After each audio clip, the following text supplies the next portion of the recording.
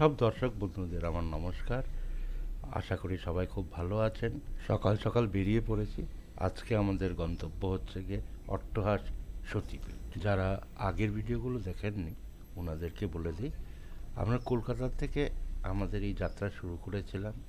এসে প্রথমে আমরা দেখেছিলাম রত্নাবলী শক্তিপীঠ এবং তারপরে বোলপুরে হোটেল নিয়ে আমরা সন্ধ্যার সময় দেখেছিলাম কঙ্কালীতলা সতীপীঠ। আজকে দ্বিতীয় দিন আমাদের জার্নি, আর এখন যাচ্ছি আমরা অট্টহাস শক্তিপীঠ। আমরা যে কজন বেরিয়েছি সতীপীঠ দর্শনে সবাই 60 বা তার ঊর্ধ্বে বয়স, সুতরাং আমরা দিনে একটা বা খুব বেশি হলে দুটো সতীপীঠে আমরা দর্শন করতে পারছি। আপনারা হয়তো একদিনে 4টা করতে পারেন যদি নিজের গাড়ি নিয়ে বেরোন। তো এই হচ্ছে কি অট্টহাস সতীপীঠের অ্যাপ্রোচ রোড। রাস্তার পাশে এই কটা দোকানও আছে, গ্রাম্য পরিবেশ। ট্র্যাক্টরটা বেরিয়ে যাক, তারপরে ওপারে গিয়ে মন্দির দর্শন করে নেব। শহর থেকে বেরিয়ে গ্রামে ভালোই লাগছে, খুবই সুন্দর, খুবই ভালো লাগছে। এইগুলো জায়গায় এলে শুধু সতীপীঠ দর্শন নয়, সাথে সাথে বেড়ানোও হয়ে যায়। ওই ব্রিজের পরটাই সতীপীঠের গেট দেখা যাচ্ছে, আর ঠিক তার পাশেই রয়েছে বিশাল শিব ঠাকুরের মূর্তি। চলুন এরপরে ভেতরে যাওয়া যাক। এখানে রয়েছে একটা সাইনবোর্ড, আর এই গেটে লাগানো আছে বাসের একটা টাইম টেবিল। টাইম টেবিলটা দেখে রাখতে পারেন, যদি আসেন কাজে আসবে। সামনে যে বিল্ডিংটা দেখছেন, এই বিল্ডিংয়ে রয়েছে একটি পুলিশ স্টেশন আর একটা গেস্ট হাউস। বাহ, খুবই সুন্দর। আর জায়গাটা এত নিরিবিলি, কী যে ভালো লাগছে আপনাদের আমি বলে বোঝাতে পারবো না। প্রত্যেকটা জায়গা খুবই সুন্দর, আর আপনি এলে বুঝতে পারবেন যে এখানে খুব বেশি লোক আসে না। এই আমাদের 3 নম্বর সতীপীঠ দর্শন, আর কোনো একটা সতীপীঠে আমরা ভিড় দেখিনি।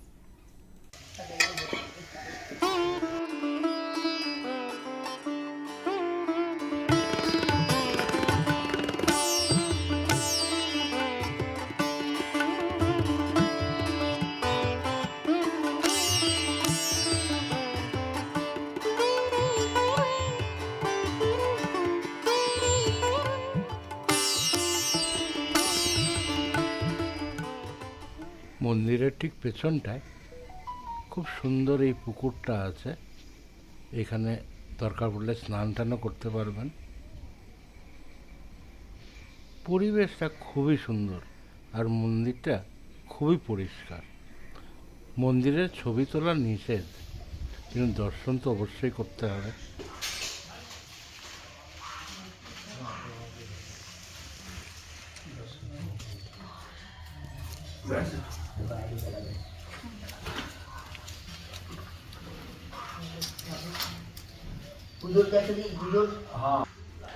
মন্দিরটা এইটুকুই দেখালাম। দেখুন এখানে মনে হচ্ছে সবজির বাগানও করা রয়েছে।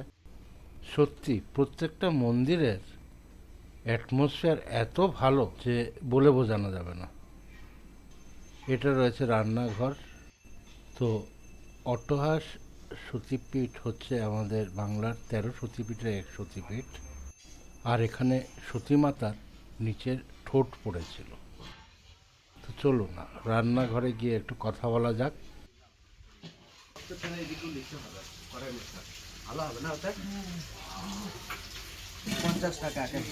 আচ্ছা, একদিন আগে করলেই হয় না? একদিন আগে আসার দিনে করলেও হবে। আচ্ছা আচ্ছা, আসার দিনে করাটাই ভালো। ওকে। আজকে আসলাম, আমি আজকে আসলাম, আমি আজকে আসে ফোন করলাম আচ্ছা যে আমরা এতজন যাচ্ছি, আমাদের প্রসাদ রেখে দেবো। আচ্ছা আচ্ছা আচ্ছা, আবার ঠিক টাইমে আসতে হবে। হ্যাঁ হ্যাঁ, একটা মন্দির বন্ধ হয়ে যায়, তার আগে আসতে হবে আপনাদের। এই ফোন নম্বরে আপনারা ভোগের জন্য বলে দিতে পারেন, বা গেস্ট হাউসে থাকলে গেস্ট হাউসও বুক করে নিতে পারবেন। এখানে রয়েছে খাওয়ার জলের ব্যবস্থা, আর চারদিকটা শুধু তাকিয়ে দেখুন, সবুজে সবুজময়। তো যদি সম্ভব হয় আপনারা এসে সতীপীঠগুলো দর্শন করুন। কলকাতার থেকে ট্রেন পেয়ে যাবেন অনেক কাটোয়া আসার জন্য, আর কাটোয়া থেকে বাস ধরে এখানে চলে আসতে পারেন। এই হচ্ছে মন্দিরের বাইরের দৃশ্য। তো এখন আমরা চলে যাব বহুলা সতীপীঠ, সেটা একদমই কাছে, বেশি দূর নয়। আর তারপরে আমরা চলে যাব বোলপুর, যেখানে আমরা হোটেলে রয়েছি। তারপরে কাল আবার বেরোবো বাকি কটি সতীপীঠ দেখতে। আপনারা শেয়ার, সাবস্ক্রাইব আর লাইক করতে ভুলবেন না। ভিডিওটি দেখার জন্য ধন্যবাদ।